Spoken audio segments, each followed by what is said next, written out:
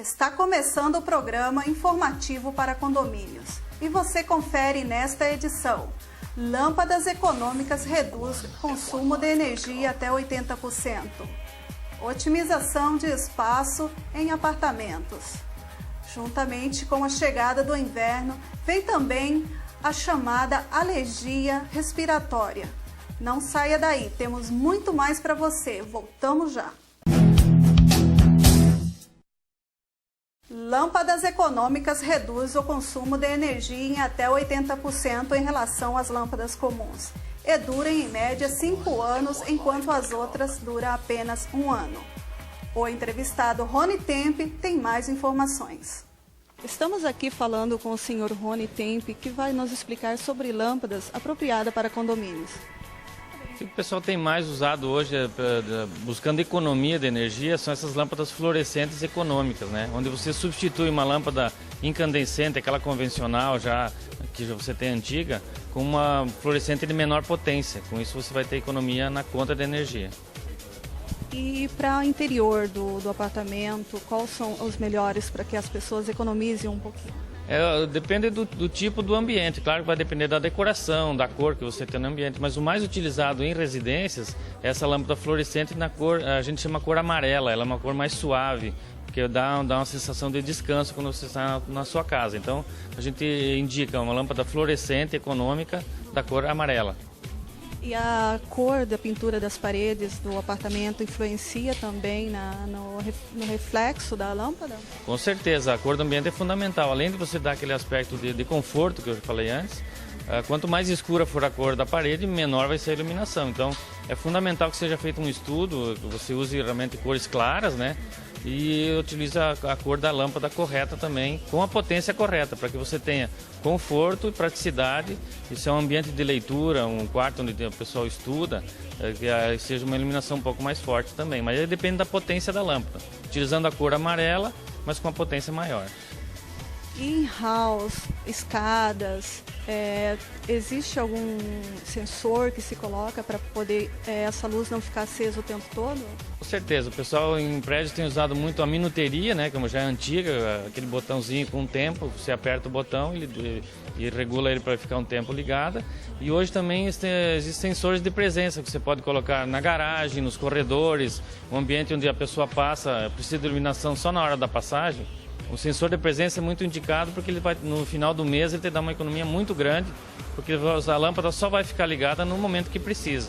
Que tipo de lâmpada que eles usam para poder baixar o custo no condomínio? Da mesma forma que eu falei antes, a lâmpada fluorescente hoje é a mais indicada quando se pensa em economia. Essa tem a lâmpada fluorescente convencional, aquela 20 ou 40 watts de 1,20 m, que você pode usar na área da garagem, né, que precisa de uma iluminação maior. E na parte externa, arandelas ou postinhos de jardim, corredores, usa a lâmpada PL econômica, substituindo a antiga lâmpada incandescente. Que quanto maior é o uso, quanto mais horas essa lâmpada ficar ligada, maior vai ser a economia do condomínio, porque tem lâmpadas que dão até 80% de economia em cima da lâmpada convencional. Então a lâmpada fluorescente ainda hoje, pelo custo da compra e a economia que ela faz, é a mais indicada para todos os setores do prédio. Então aí fica uma dica para os síndicos, para as administradoras de condomínios, que pode procurar o seu Rony Tempe, que ele vai explicar quais são as lâmpadas adequadas para você economizar mais no seu condomínio.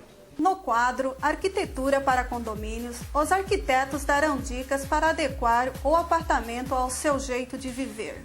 Confira. Olá a todos, eu sou o arquiteto Eduardo Aranha. Eu sou o arquiteto Lucas Liede. Sejam bem-vindos ao quadro Arquitetura para Condomínios. No programa de hoje estaremos falando sobre a otimização de espaços em seu apartamento. Mostraremos como simples ideias podem estar a vir a melhorar o modo de você usufruir da melhor maneira o seu apartamento. Durante a semana foi escolhido um apartamento onde os moradores se queixavam de alguns problemas de ordem de espaço, de layout, de ambiente e de maneira geral de falta de espaço para o convívio deles. O primeiro item a ser observado no projeto original é a questão do banheiro. Segundo a família, o banheiro é muito pequeno e acaba gerando um pequeno problema de fluxo entre os usuários, onde uma pessoa só pode estar usando por vez. e acabando gerando um certo desconforto entre os familiares. Em sequência, temos a sala de jantar, um ambiente, segundo essa mesma família, escuro, e onde a ventilação e iluminação natural quase inexistente. Na sequência, o escritório, um ambiente de suma importância para a família, mas que está enclausurado num espaço apertado e sem mobilidade. E por último, não menos importante, a questão da cozinha, que segundo a esposa, é um ambiente muito pequeno, onde não tem espaço para quase nada. Essa família é moradora do condomínio Mega Vila e é composta por 4 pessoas, 3 adultos e uma criança. A partir desses dados recolhidos junto à família e a necessidade expressa por eles, foi proposta uma série de mudanças que vêm a otimizar de melhor maneira esse espaço. Agora, o arquiteto Lucas Lied estará fazendo a apresentação do novo projeto. Bom, como nós podemos observar na imagem proposta, para solucionar parte dessa carência de espaço, foi proposto um aumento da largura do banheiro, utilizando parte do espaço onde antes se encontrava o escritório, de 1,05 m para 1,42 m. Além de haver esse ganho na área, possibilita também a instalação de uma banheira no futuro. Bom, com o uso de parte da área do escritório para o banheiro, foi proposto que as paredes do escritório fossem derrubadas. Assim, integrando uma área maior para a sala de estar e, consequentemente, criando um novo ponto de iluminação e ventilação natural, que no caso seria a janela do antigo escritório, suprindo as necessidades da sala de jantar, além de possibilitar também melhor ventilação e iluminação aos outros espaços, como a própria sala de TV e sala de estar. Para o escritório, foi proposta uma melhor localização que vai integrar o mesmo, antes isolado pelo projeto original, com os demais espaços. Para tal mudança, foi criado um móvel especial, dupla face, para atender às necessidades de 4 ambientes ao mesmo tempo, no caso, sala de TV, sala de jantar, sala de estar e escritório. Esse móvel, ele funciona como um elo de ligação, porque ele tem uma base rotatória, onde fica a televisão, e vai estar atendendo justamente esses 4 ambientes. A cozinha recebeu um novo layout que acabou por otimizar melhor o espaço. A troca do fogão convencional por um fogão de mesa, a troca do piso e extensão da pedra na parte superior do balcão, além da adição de novos armários baixos e gavetas, como vocês podem observar nas imagens. Espero que vocês tenham gostado do nosso quadro. E esperamos vocês semana que vem, onde abordaremos novos assuntos. Lembrando que o quadro Arquitetura para Condomínios é feito para você. Então, qualquer dúvida, sugestão ou pedido, é só entrar em contato com a produção. Um abraço e até a semana que vem. Até a semana que vem. Quem quiser participar do quadro, envie a sua sugestão para o e-mail que está em seu vídeo. No próximo bloco, confira o quadro Por Dentro da Lei com o advogado Eduardo Ribeiro e veja também o que causa as alergias respiratórias e como preveni-las. Voltamos com muito mais para você. Aguardem. Com a chegada do inverno, muitas pessoas, adultos e crianças, são cometidas pelas chamadas alergias respiratórias. E quem vai dar maiores detalhes é o Dr. Kennedy. Confira a reportagem com Franciele Santiago. O Dr. Kennedy Schisler é alergista e é quem vai nos dar mais algumas explicações sobre as alergias respiratórias. Dr. Kennedy, por que as alergias pioram no inverno? As alergias respiratórias pioram no inverno porque o inverno traz 2 inimigos do alergista, que é o frio e o vírus. São fatores físicos que, quando em contato com as vias aéreas, eles lesam as vias aéreas, desencadeando então uma reação alérgica mais intensa. E o que é a alergia respiratória? A alergia respiratória se caracteriza essencialmente por conjuntivite alérgica, rinite alérgica e asma. Asma, pelo leigo, seria bronquite alérgica ou asma brônquica. Nós, alergistas, usamos o termo asma. Quais são as substâncias que causam as alergias? Em Foz do Iguaçu, nos meus pacientes, que a gente acompanha há 20 anos, a principal causa é ácaro, que é o bichinho da poeira. A segunda principal causa é barata. E aí entram em menor grau penas, gato, cão, cavalo, pólen de gramíneas, que é o azevém, que é o pasto, e alguns poucos pacientes fungo. Quais são as possíveis complicações para quem está com alguma alergia respiratória? Quem tem conjuntivite alérgica e coça o olho, a criança coça sem controle, pode dar lesão da córnea e lesões graves. Rinite alérgica pela obstrução nasal leva a criança a respirar pela boca. Isso faz com que haja uma deformidade da boca. Pela respiração bucal contínua, esse lábio não cresce, fica curto. Os dentes de frente, eles vêm para frente, abre a mordida. Eu faço uma careta, né? Faz assim, igual os Ronaldinhos da seleção. O céu da boca, que tinha que ser redondo para a língua encaixar, ela começa a afundar, a língua não encaixa mais e vem para frente, empurrando os dentes. Pela rinite, há um estímulo importante sobre a adenoide, que é a carne esponjosa, que também acaba crescendo e obstruindo a parte posterior do nariz. Aqui os cornetos que você vê quando olha o nariz crescem, deformam e obstruem o nariz. Então leva ao que nós chamamos de respirador bucal. Além disso, porque não respira bem, não dorme bem, ronca a noite inteira, tem apneias, não consegue respirar, acorda extremamente cansado, tem déficit de atenção na escola, tem um rendimento escolar ruim e são crianças extremamente irritadas e choram fácil. Existe algum grupo de pessoas que é mais propício a essas doenças?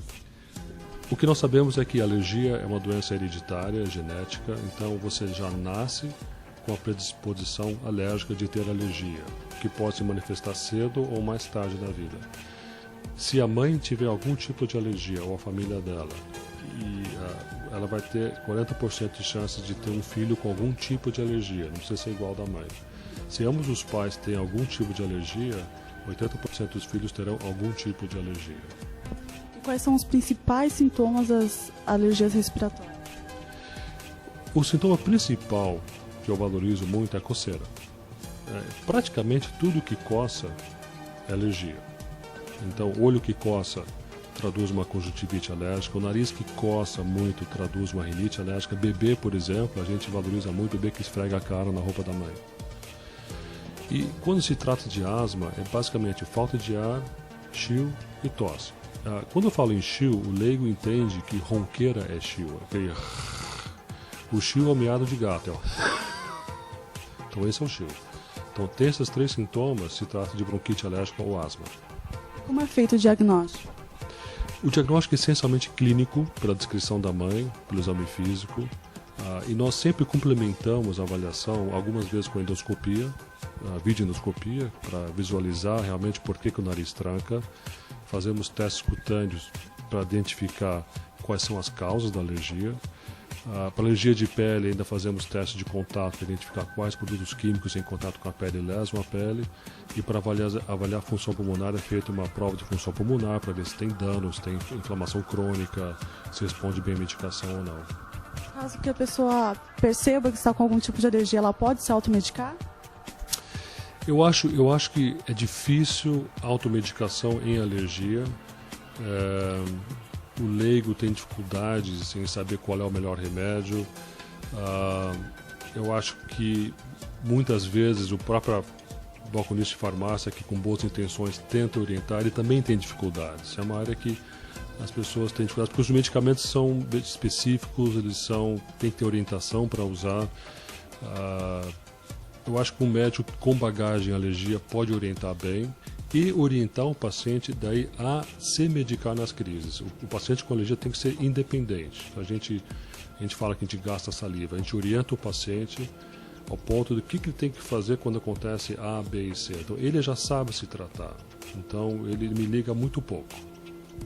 Então, principalmente nós que moramos numa cidade como Foz do Iguaçu, o certo mesmo, então, é procurar um alergista. Não, assim, percebeu que tem alguma alergia, tentar fazer alguma coisa. Sempre procurar ter certeza do que é com um profissional. Em Foz do Iguaçu, nós temos bons pediatras e a maior parte dos pediatras em Foz do Iguaçu tem uma bagagem boa em alergia respiratória e já podem identificar o diagnóstico e já fazer a orientação básica para a mãe. Os casos mais complicados, frequentemente, são encaminhados para uma avaliação mais aprofundada pelo alergista. Mas o pediatra pode já orientar a mãe no sentido do que a criança tem, quais são os primeiros passos, a medicação de primeira linha. E depois o alergista entra muitas vezes para uma avaliação mais delicada, mais precisa do quadro. E o que pode ser feito no ambiente doméstico para diminuir a frequência desses eventos alérgicos? Eu recomendo sempre aos meus pacientes 4 passos. Isso é uma recomendação mundial. Primeiro passo, não fume no ambiente. Isso é fundamental, o cigarro ele agride as vias aéreas e aumenta a incidência de alergia. 2, o piso, para evitar o contato com ácaro, o piso tem que ser liso, evitar carpê, claro. E tapete só em ambientes onde a criança frequenta pouco, e sempre lavando os tapetes. O terceiro passo é, o ambiente onde a criança mora tem que pegar muito sol, tem que ser arejado e seca. Ambientes úmidos, com pouco sol, eles propiciam sintomas respiratórios mais intensos e frequentes. E o terceiro passo, onde mais tem ácaro, é colchão e travesseiro. Okay? De tal maneira que as pessoas não sabem disso, mas um colchão de uma criança tem em torno de 2 milhões de ácaros e 30 milhões de partículas de fezes de ácaros. E ela respira isso todo santo dia. De tal maneira que isso vai aumentando a alergia da criança, né? E nós recomendamos uma capa antialérgica, que pode ser feita pelo próprio paciente, uma capa impermeável ou comprada em lojas especializadas. Isso faz uma diferença muito grande. E o sofá também, onde a criança deita para ver televisão, o ideal é que seja um sofá impermeável de couro ou algo similar. Existe algum tecido apropriado para não causar alergias? Tudo que é impermeável, na verdade assim, o colchão entra na capa e essa capa bloqueia a passagem do ácaro e das partículas dele para as vias aéreas. Aí você, uma vez por semana, limpa com pano úmido. Então, tudo aquilo que bloqueia a passagem resolve. O plástico resolve, mas não é confortável. Então, existem capas especiais para isso, que pode ser comprado e, eventualmente, o paciente pode criar alguma coisa impermeável para o colchão. Muito obrigada. O novo quadro Por Dentro da Lei com o Dr. Eduardo Ribeiro tem o objetivo de tirar as dúvidas de síndicos e condôminos a respeito de seus direitos e deveres. Nesse novo quadro, nós vamos responder as perguntas de vocês condôminos e dos síndicos, aqueles que tiverem interesse em saber alguma coisa a respeito do direito dentro do seu condomínio. Então, inicialmente, eu vou responder a síndica Tânia Ribas. Meu nome é Tânia Ribas, eu sou síndica do condomínio Lago do Cisne e gostaria de saber, em caso nós temos uma condômina que é moradora aqui do condomínio e ela possui um terreno sem construção ao lado da sua moradia, não quer que nenhuma criança caminhe ou ande de bicicleta nesse terreno, só que esse terreno ele é desmembrado da sua moradia e as crianças ficam sem uma divisória, né, física. E eu queria saber que meios legais o condomínio em si poderia fazer para obrigá-la a cercar esse terreno e acabar esses conflitos com as nossas crianças. Tecnicamente, teria que se usar uma lei municipal que fala a respeito dos loteamentos e da conservação de lotes. Pode-se exigir, sim. Porém, como uma pessoa comprou e quer deixar aquela área aberta, se ela quiser evitar que amanhã vire uma servidão ou que vire passagem para qualquer cidadão, ela vai ter que cercar. Agora, se ela deixar exposta ao público e fizer a sua manutenção, também pode. Porém, ela não pode impedir, apesar da propriedade, a passagem das pessoas que ali usarem. Então, ela deve cercar. Inicialmente, oriento ao síndico que faça um comunicado oficial, faça por escrito, para que ele ou erga ali cerca viva, algum tipo de dificuldade para o trânsito das pessoas, ou então ele vai ter o risco de amanhã tornar-se aquela passagem uma servidão e os moradores poderão exigir e impedir até que ela venha a cercar futuramente, porque ali vai facilitar o trânsito no condomínio. Doutor Eduardo, o que eu tenho percebido como síndico, existe uma grande controvérsia em relação a roubo no condomínio, roubo na área comum e roubo na área privada. Existem orientações de que o condomínio não deve assumir responsabilidade, existem orientações de que o condomínio é responsável. O que fazer? Kennedy, vou lhe responder o seguinte: existe obrigação para você, como síndico, em relação à segurança do seu condomínio. Essa obrigação está dentro da Convenção de Condomínio. Você vai ver que lá tem nas atribuições, direitos e deveres do síndico, consta lá a questão de segurança. Porém, se você montar um sistema de segurança, seja eles com vigias ou então câmeras eletrônicas, você sim, condomínio, irá responder pelos furtos e pelos danos que houverem no seu condomínio. Porém, se você não tiver essa estrutura, a responsabilidade é do condômino. O síndico não deve se preocupar com isso, porque mesmo que a área do estacionamento, a garagem, seja fechada, numerada e identificada, a responsabilidade é de cada condômino, a não ser que o condomínio ofereça esse nível de segurança, ou seja, guardadores de veículos, guardas. Guardadores de veículos, eu estou dizendo, é o manobrista, aquele que pega o veículo do condomínio e leva até o estacionamento, guardas, vigilâncias, sistema eletrônicos de vigilância. Se houver isso no condomínio, infelizmente, a justiça vem entendendo que como havia a culpa em vigilando, ou seja, da vigilância do condomínio, como o condomínio, se ele não tiver esse serviço e não tiver previsto na sua convenção, ele não responderá por isso. Principalmente por furtos ou pequenos furtos que costumam ocorrer. É normal furtarem nos condomínios skates, bicicletas, pequenos carrinhos, pequenos brinquedos que as pessoas costumam deixar nos corredores ou nas garagens. Esses pertences não são de responsabilidade do condomínio, até porque esses locais não são apropriados para guardar esses objetos. Então, se você deixar uma bicicleta na garagem e se for furtada, o condomínio não responderá. Porém, digo, se esse condomínio tiver um sistema eletrônico ou se tiver vigilância na garagem, ele passa a ser responsável por esse patrimônio do condomínio. A condômina Almire Simonetti, do condomínio Mega Vila, fez a seguinte pergunta.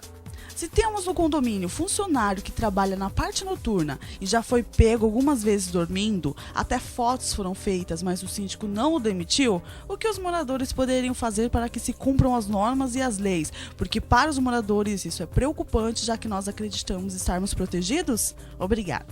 Veja, Almires, que você deve sempre buscar a administração e o síndico para providências.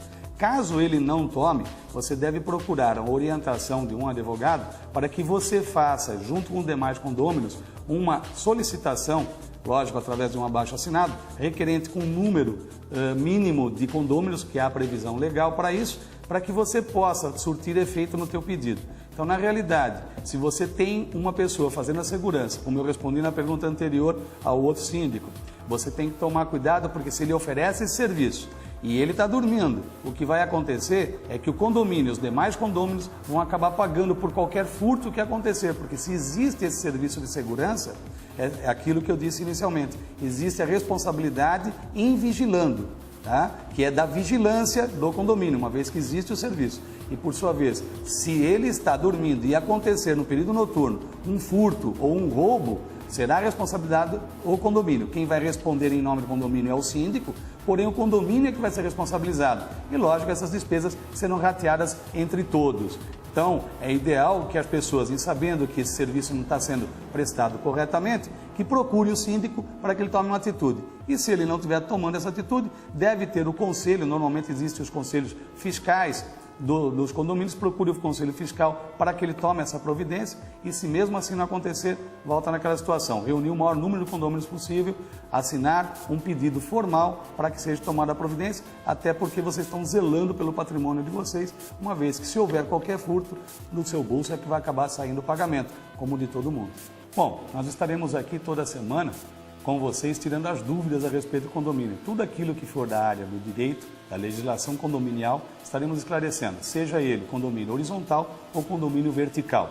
Até mesmo estaremos respondendo a respeito de perguntas de vizinhança.